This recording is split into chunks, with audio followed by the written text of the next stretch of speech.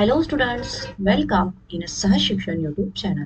तर स्टुडंट्स, आज आपण 5th स्टँडर्डचा EVS part 1 environmental studies part 1 हा जो सब्जेक्ट आहे, या सब्जेक्टमधला 4th चॅप्टर आहे एन्व्हायरमेंटल बॅलेन्स, म्हणजेच पर्यावरणाचे संतुलन.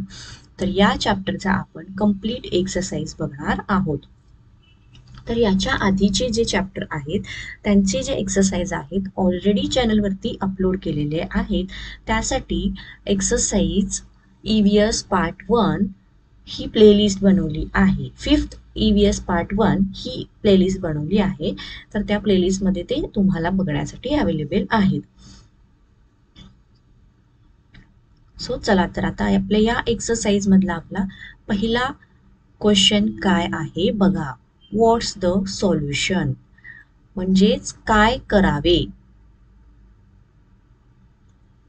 सी, त्यांनी विचारलेलं आहे, we have to remove insects from the grains without using pesticides.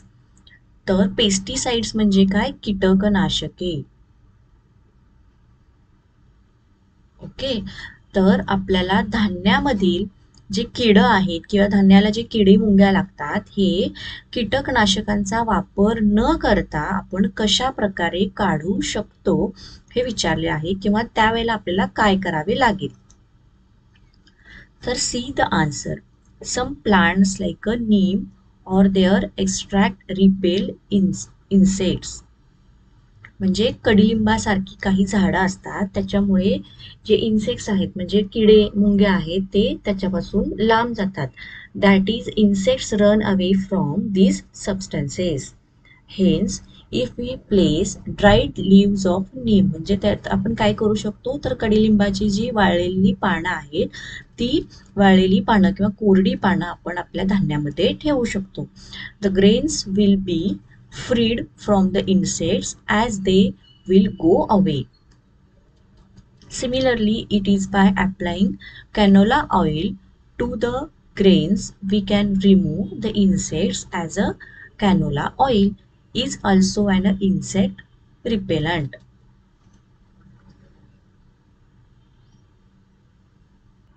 Next, second question आहे, use your brain power. आणि त्यामध्ये विचारले आहे, मेक अप अ फूड चेन. तर त्यांनी अशा प्रकारे विस्कळलेली एक फूड चेन दिलेली आहे, ती आपल्याला व्यवस्थित फूड चेन लावायची आहे. त्यांनी काय काय दिलेलं आहे, फ्रॉग, काईट, वॉर्म, स्नेक आणि ग्रास दिलेला आहे. तर आपल्याला आता आन्सर व्यवस्थित लिहायचा आहे. मग फर्स्ट येणार ग्रास म्हणजेच गवत, वॉर्म म्हणजे किडे किंवा आळ्या, त्याच्यानंतर येणार फ्रॉग बेडूक, त्यानंतर येणार स्नेक म्हणजे साप, आणि काईट म्हणजे घार किंवा गरुड.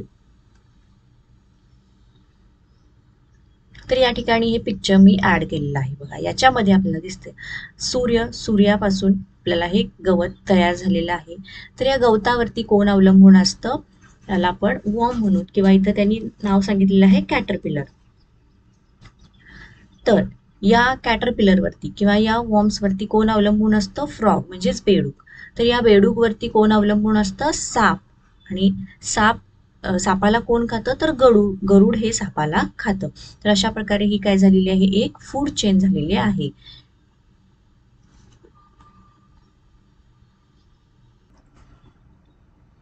Now student, next one is a third question. Answer the following questions.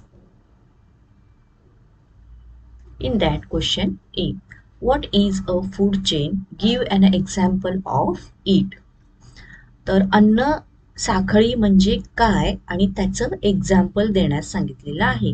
तर एक्झाम्पल ऑलरेडी आपण मगाच्या चित्राद्वारे बघितलेलं आहे. सो पहिल्यांदा आपण या ठिकाणी what is a food chain याचा आन्सर देऊ. In nature, plants are food for one small animal. These smaller animals is the food for a larger animal. म्हणजेच काय, गवत जे आहे हे गवत कोणाचं अन्न आहे, तर जे छोटे छोटे प्राणी आहेत त्यांचं गवत हे अन्न आहे. and these smaller animals is the food for a larger animal. तर हे लहान जे प्राणी आहेत हे मोठ्या प्राण्यांचं अन्न आहे. which in turns is food for another larger animals. तर हे प्राणी सुद्धा पुन्हा दुसरे जे लार्जर ॲनिमल्स आहेत त्यांचे काय आहे, अन्न आहे. Thus we can see that one living thing is connected to another living things for their food. तर यावरून आपण काय सांगू शकतो, तर एक सजीव हा दुसऱ्या सजीवावरती अवलंबून आहे किंवा तो एकमेकाला तसा जोडला गेलेला आहे. And each component or living thing is the food for the next one. तर या ठिकाणी प्लांट्स किंवा जे झाडं आहेत, ही झाडं लहान लहान कीटक आहेत ते खातात किंवा लहान प्राणी आहेत ते खातात, त्यांच्यावरती मोठे प्राणी अवलंबून असतात. तर अशा प्रकारे ही एक काय होते, फूड चेन होते, अन्न साखळी तयार होते. तर ही जी साखळी तयार होते यालाच फूड चेन किंवा अन्न साखळी असं म्हटलं जातं. Therefore we can say the components from a chain, such a biological chain, is called a food chain. Example of food chain: plants, grasshopper, then frog, next snake and kite. म्हणजेच मघाच आपण इथं हे एक्झाम्पल घेतलं आहे. छोट्या छोट्या गवतावरती झाडांवरती कोण अवलंबून असतं, तर किडे जे आहेत लहान ते. त्याच्यानंतर त्याच्यावरती त्याच्यापेक्षा जे मोठे थोडेसे प्राणी आहेत म्हणजे बेडूक वगैरे, ससा वगैरे, हे प्राणी त्यांवरती अवलंबून असतात. तर सापासारखे जे प्राणी आहेत हे बेडकाला खातात, म्हणजे ते त्यावरती अवलंबून झालं. आणि गरुड हे कशावरती अवलंबून असतं, सापावरती अवलंबून असतं. तर अशा प्रकारची ही एक फूड चेन आहे. The plant is eaten by the grasshopper, which is eaten by frog. The frog is eaten by snake, which is eaten by kite. म्हणजेच आपण हे ऑलरेडी एक्सप्लेन केलं आहे.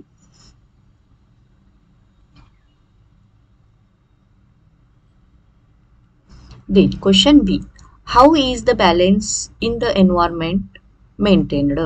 तर पर्यावरणाचं संतुलन आपण कसं मेंटेन करू शकतो.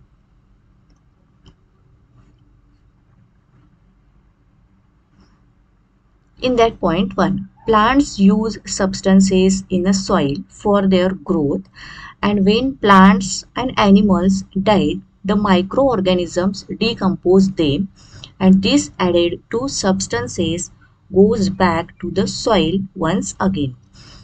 तर या ठिकाणी त्यांनी काय दिलेलं आहे बघा. तर जे पर्यावरणातील मृत प्राणी आहेत किंवा जे मृत वनस्पती आहेत ते सूक्ष्मजीव जे आहेत, हे सूक्ष्मजीव काय करतात, तर त्यांचे मृत शरीर जे आहे हे काय करतात, डिकम्पोज करतात, म्हणजे त्याला विघटन करत असतात. आणि ते विघटन झाल्यानंतर त्याच्यातले जे सबस्टन्सेस आहेत किंवा ते जे घटक आहेत हे मातीमध्ये मिसळले जातात. Similarly, the water cycle maintains a continuous supply of water for the living things. तसेच जलचक्र जे आहे हे जलचक्र सुद्धा आपल्याला ते सुद्धा मेंटेन राहिलं पाहिजे. For the continuous supply of water for all living things. Then third one, living things take in oxygen and give out carbon dioxide while breathing. तर सजीव काय करतो, ऑक्सिजन घेतो आणि कार्बन डायऑक्साईड बाहेर सोडतो. The plants take in carbon dioxide and give out oxygen while preparing their food. झाडे काय करत असतात, त्यांचं अन्न तयार करत असताना बाहेरचा जो कार्बन डायऑक्साईड आहे तो आतमध्ये घेतात आणि ऑक्सिजन जो आहे हा बाहेर सोडतात. Thus oxygen gets added to the air, आणि त्यामुळे आपल्याला झाडांच्या पासून ऑक्सिजन मिळत असतो.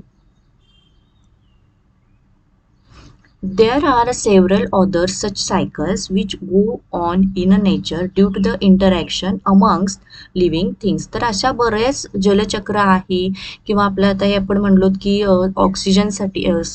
ऑक्सिजन कार्बन डायऑक्साईड हे जे चक्र आहे, वॉटर सायकल आहे, तर असे बरेच सायकल्स आहेत which go on in nature due to the interaction amongst living thing. तर त्यांचं आणि जे सजीव आहेत यांच्यामध्ये काहीतरी इंटरॅक्शन्स आहेत. When such interactions and cycles go on uninterrupted continuously, तर त्याच्यामध्ये कुठलाही इंटरप्ट आला नसला पाहिजे, ते कंटिन्युअसली चालले पाहिजेत. They help in maintaining the food chain. Due to this environmental balance is maintained. तर ही जी सर्व नैसर्गिक चक्र आहे ती व्यवस्थित चालू राहिली तर त्याच्यापासून जी फूड चेन आहे, अन्न साखळी आहे, ही व्यवस्थित मेंटेन होईल आणि त्यापासूनच पर्यावरणाचं संतुलन राखता येईल. Now next question is a fourth question. What substances in the soil are useful for the growth of plants?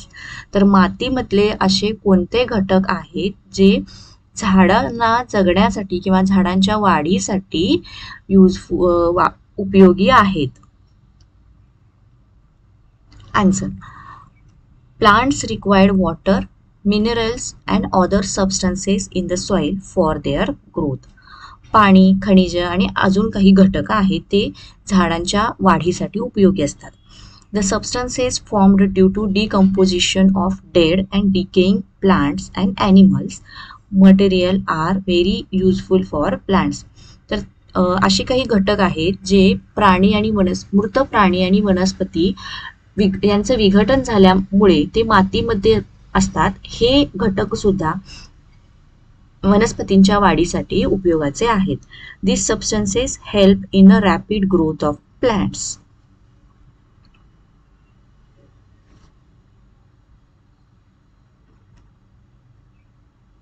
Then next one is the fifth question, true or false. तर विद्यार्थ्यांनो, तुम्हाला व्हिडिओ आवडत असेल तर व्हिडिओला लाईक करा, चॅनलला subscribe करा, तुमच्या फ्रेंड्सना सुद्धा शेअर करा.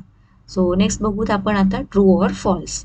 In that first, microorganisms from a part of the environment. म्हणजेच सूक्ष्मजीव हे निसर्गाचाच एक भाग आहे किंवा पर्यावरणाचा एक भाग आहे, घटक आहे असं विचारलं आहे.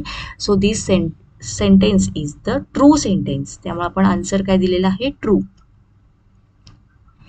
Next, it is a necessary to maintain biodiversity. तर आपली जैवविविधता आपण मेंटेन केली पाहिजे हे विचारलं आहे. So this is also true statement. And third, grasshopper it's bird. म्हणजे त्यांनी काय सांगितलेलं आहे? नाकतोडा हा पक्षाला खातो. तर हे जे त्यांनी सेंटेन्स दिलेलं आहे हे चुकीचं आहे. त्यामुळे आन्सर आपण फॉल्स असं दिलेलं आहे. सो स्टुडंट, याच क्वेश्चन बरोबर आपला हा जो चॅप्टर होता याचा एक्सरसाइज संपला आहे. तुम्हाला व्हिडिओ आवडला असेल तर व्हिडिओला लाईक करा, चॅनलला सबस्क्राईब करा. Thank you, bye bye. भेटूत आपण नेक्स्ट चॅप्टरच्या एक्सरसाइजमध्ये.